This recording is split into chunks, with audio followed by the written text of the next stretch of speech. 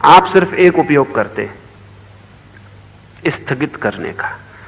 कल करेंगे, परसों करेंगे, छोड़ते चले जाते हैं इस भरोसे कि कल भी होगा, लेकिन कल कभी होता नहीं। कल कभी भी नहीं होता है। जब भी हाथ में आता है तो आता है आज, और उसको भी कल पे छोड़ देते हैं। जीते ही नहीं, स्थगित किए चले जाते हैं। कल जी लेंगे, परसों जी लेंगे, फिर एक दिन द्वार पर मौत खड़ी हो जाती है, वो क्षण भर का अवसर नहीं देती, और तब हम पछताते हैं। वो सब जो स्थगित किया हुआ जीवन है, सब आंख के सामने खड़ा हो जाता है कि क्या क्या जी सकते थे, क्या हो सकता था, कितने अंकुर निकल सकते थे जीवन में, कितनी यात्रा हो सकती थी, वो कुछ भी ना हो पाई। तब पीछे लौट के देखते हैं तो कुछ तिजोरियों में रुपए दिखाई पड़ते हैं जिनको भर लिया जीवन के मूल्य पर। कुछ लड़के बच्चे दिखाई पड़ते हैं जिनको बड़ा कर लिया जीवन के मूल्य पर। वे चारों तरफ बैठे हैं खाट के और सोच रहे हैं कि चाबी किसके हाथ लगती। रो रहे हैं लेकिन ध्यान चाबी पर है। इनको बड़ा कर लिया जीवन के मूल्य पर। हिसाब किताब, खाता बही, बैंक सब चलेगा, आप हट जाएंगे। आपका खाता किसी और के नाम हो जाएगा, आपका मकान किसी और का निवास स्थान बन जाएगा, आपकी आकांक्षाएं किन्हीं और के भूत बन जाएंगी, उन पर सवार हो जाएंगी और आप विदा हो जाएंगे। और आपने सारे जीवन जो भी मूल्यवान था उसको स्थगित किया। हम धर्म को स्थगित करते हैं और अधर्म को जीते हैं। क्रोध हम अभी कर लेते हैं, ध्यान हम कहते हैं कल कर लेंगे, प्रार्थना हम कहते हैं कल कर लेंगे, बेईमानी हम अभी कर लेते हैं। धर्म को करते हैं स्थगित, अधर्म को अभी जी लेते हैं। लेकिन क्यों? हमको भी पता है कि जो कल पे स्थगित किया वो हो नहीं पाएगा, इसलिए जो हम करना चाहते हैं वो आज कर लेते हैं। जो हम नहीं करना चाहते और केवल दिखाते हैं कि करना चाहते हैं, वो हम कल पे छोड़ देते हैं। इसमें गणित है साफ। कोई महावीर कोई पता है ऐसा नहीं, हमको भी पता है। हमको भी पता है क्रोध करना हो अभी कर लो, हम कभी नहीं कहते कल क्रोध करेंगे। तो हम करना चाहते हैं, हम भी जानते हैं आज कर लो, समय का कोई भरोसा नहीं। महावीर ही जानते हैं ऐसा नहीं, हम भी जानते हैं। जो हम करना चाहते हैं अभी कर लेते हैं, जो हम नहीं करना चाहते, हम बेईमान हैं। नहीं करना चाहते तो साफ कहना चाहिए नहीं करना चाहते, लेकिन हम होशियार हैं, अपने को धोखा देते। हम कहते हैं करना तो हम चाहते हैं लेकिन अभी समय नहीं, कल कर लेंगे। इसे ठीक से समझ लें, जिसे आप कल पर छोड़ रहे हैं जान लें आप करना नहीं चाहते। यह अच्छा होगा, ईमानदारी होगी अपने प्रति कि मैं करना ही नहीं चाहता। इसलिए तो शायद आपको चोट भी लगे कि क्या मैं ध्यान करना ही नहीं चाहता, क्या मैं शांत होना ही नहीं चाहता, क्या मैं अपने को जानना ही नहीं चाहता, क्या इस जीवन के रहस्य में मैं उतरना ही नहीं चाहता। अगर आप ईमानदार हो तो आपको चोट लगेगी, शायद आपको ख्याल आए कि मैं गलती कर रहा हूं, ये करने योग्य जो है मैं छोड़ रहा हूं। होशियारी यह है कि हम कहते हैं करना तो हम चाहते हैं, कौन मना कर रहा है। मेरे पास लोग आते हैं, वो कहते हैं साधना में तो हम जाना चाहते हैं, कौन मना कर रहा है, लेकिन अभी नहीं। यह तरकीब, इस तरकीब में उनको यह नहीं दिखाई पड़ता कि जो हम नहीं करना चाहते उसे हम भ्रम पाल रहे हैं कि हम करना चाहते हैं। महावीर कहते हैं काल है निर्दयी और शरीर दुर्बल। काल पर भरोसा नहीं किया जा सकता, उससे हमारा कोई संबंध नहीं है, और शरीर है दुर्बल। शरीर पर हम बहुत भरोसा करते हैं, शरीर पर हम इतना भरोसा करते हैं जो कि आश्चर्यजनक है। क्या है हमारे शरीर की क्षमता, क्या है शक्ति? 98 डिग्री गर्मी और 110 डिग्री गर्मी के बीच में 12 डिग्री गर्मी आपकी क्षमता है। इधर जरा नीचे उतर जाएं, 95 डिग्री हो जाए, फैसला हो गया। उधर जरा 110 के करीब पहुंचने लगे, फैसला हो गया। 12 डिग्री गर्मी आपके शरीर की क्षमता है। उम्र कितनी है आपकी इस विराट अस्तित्व में? जहां समय को नापने के लिए कोई उपाय नहीं है, वहां आप कितनी देर जीते? 70 वर्ष, 80 वर्ष, कोई 100 वर्ष जी गया तो चमत्कार है। 100 वर्ष हमें बहुत लगते हैं। क्या है 100 वर्ष इस समय की धारा में?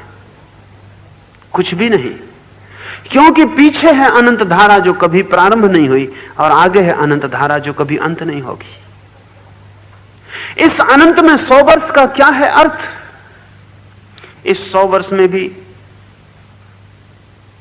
क्या करेंगे? वैज्ञानिक हिसाब लगाते हैं तो आदमी 8 घंटे सोता 24 घंटे में, 4 घंटे खाना पीना स्नान कपड़े बदलना उसमें व्यय हो जाते, 8 घंटे रोटी कमाना, घर से दफ्तर, दफ्तर से घर, उसमें व्यय हो जाते 20 घंटे। जो 4 घंटे बचते हैं उसमें रेडियो सुनना, फिल्म देखना, अखबार पढ़ना, सिगरेट पीना, दाढ़ी बनाना,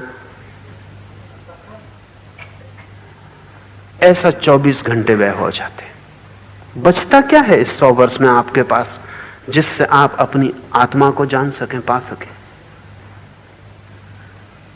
अगर आदमी की कहानी हम ठीक से बांटें तो बड़ी फिजूल मालूम पड़ेगी। A tale told by an idiot full of fury and nice signifying nothing. एक मूर्ख द्वारा कही हुई कथा, शोरगुल बहुत, मतलब बिल्कुल नहीं। शोरगुल बड़ा होता है, हर बच्चा बड़ा शोरगुल करता हुआ संसार में आता है कि तूफान आ रहा है, और थोड़े दिन में ठंडे हो जाते, लकड़ी टेक के चलने लगते। वो सब तूफान, वो सब शोरगुल, सब खो जाता, आंखें धुंधली पड़ जाती, हाथ पैर कमजोर हो जाते, बिस्तर पे लग जाते। झूले से लेके कब्र तक कहानी क्या है, सामर्थ्य क्या है शरीर की? बड़ा कमजोर है। जरा सा बैक्टीरिया घुस जाए बीमारी का, तब पता चल जाता है कि कितनी आपकी ताकत है। गामा लड़ते होंगे पहलवानों से, लेकिन 6 रोग से नहीं लड़ पाते। गामा टीबी से मरा, अब टीबी के कीटाणु कितनी छोटी चीज, आंख से दिखाई भी नहीं पड़ते। बड़े पहलवानों से जीत लिए, छोटे पहलवानों से हार गए। शरीर की ताकत कितनी है। बड़ी बड़ी बीमारियां छोड़ दीजिए, कॉमन कोल्ड से लड़ना मुश्किल होता, साधारण सर्दी जुकाम पकड़ ले तो उपाय नहीं, सब ताकत रखी रह जाती।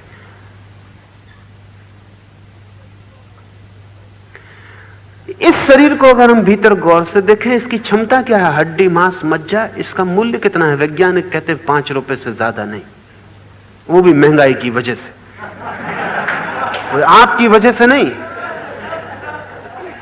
इतना अल्युमिनियम है, इतना लोहा है, इतना तांबा है, इतना फलाने का, सब निकाल के रख लें, 5 रुपए का सामान, 5 रुपए के सामान पे इतने इतरा रहे।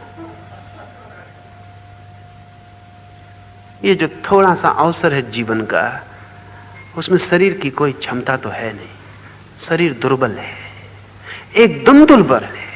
उधर सूरज ठंडा हो जाए, ये 3.5 अरब लोग यहां एकदम ठंडे हो जाएंगे। क्या है क्षमता?